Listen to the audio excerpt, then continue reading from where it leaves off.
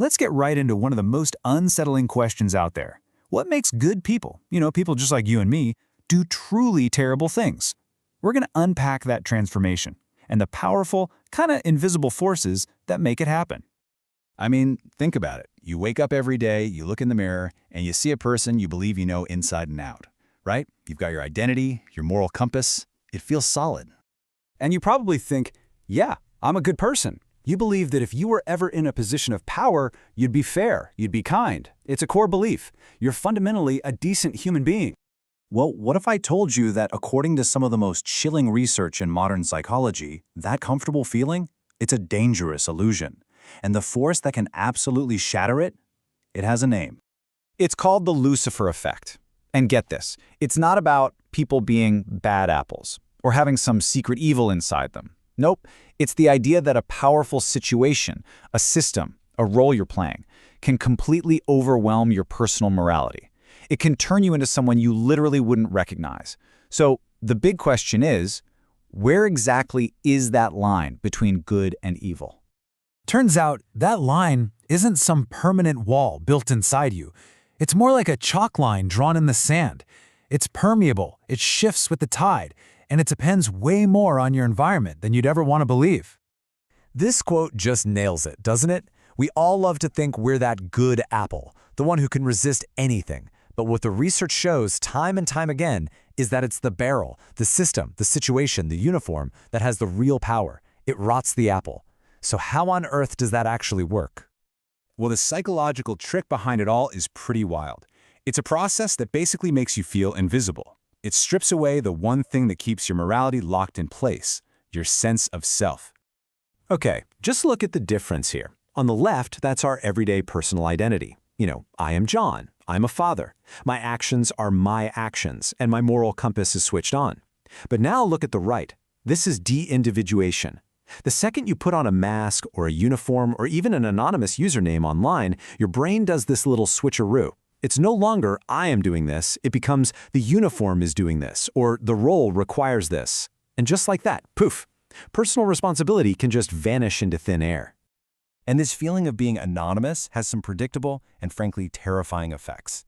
It makes it so much easier to be cruel because you feel invisible, like you won't be held accountable. This is the exact same thing that fuels internet trolls hiding behind their keyboards. Anonymity doesn't just hide your face, it can completely silence your conscience. And there is no greater, more powerful proof of this than one infamous experiment. So now we're going to go to the case study that really put the Lucifer effect on the map, the Stanford prison experiment. This is a chilling, minute-by-minute look at how unbelievably fast a situation can corrupt good people. The setup couldn't have been simpler. A professor, Philip Zimbardo, found 24 of the healthiest, most normal, most psychologically stable college guys around. I mean, these were the good apples, right? He flipped a coin. Half became prisoners, half became guards.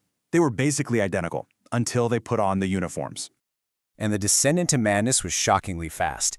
Day one, it's basically just costumes.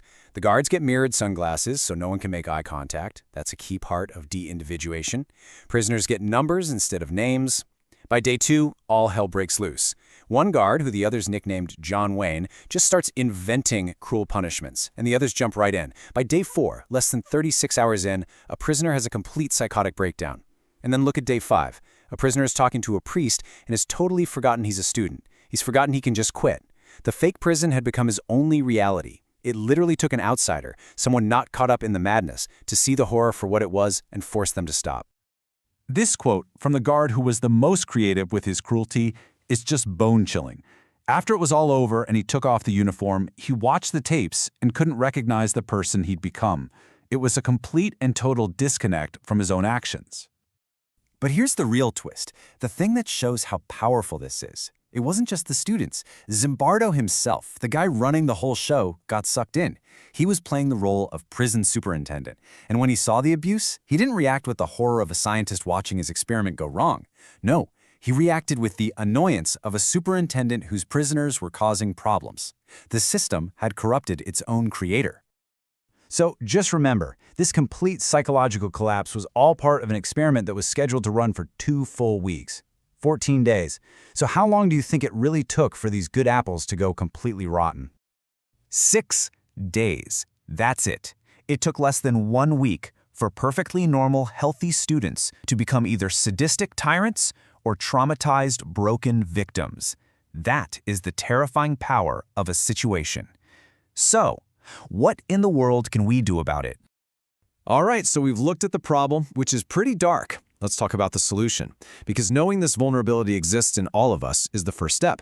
How do you fight back? How do you become a hero when the pressure's on? Well, here are 3 real, practical things you can do. First, reclaim your identity. If you feel yourself getting swept up in a mob mentality, literally say your own name out loud. It sounds weird, but it anchors you. Second, take a time out. When you feel that rush of power, just pause. Step back. Take off the sunglasses, so to speak. Make eye contact. It's really hard to hurt a person, but it's easy to hurt an object. And third, and this is the toughest one, be the deviant. Evil almost always requires consensus. It needs everyone to go along with it. If you can be the one person who stands up and says, "Hang on, this is wrong," you can break the entire spell. So at the end of the day, here's the takeaway. Your goodness, it isn't a permanent character trait. It's a practice. It's about being vigilant. The real test isn't about the kind of person you think you are. It's about the choices you actually make when the situation is trying to make them for you. So the question isn't, are you a good person? The real question is, what are you going to do to stay one?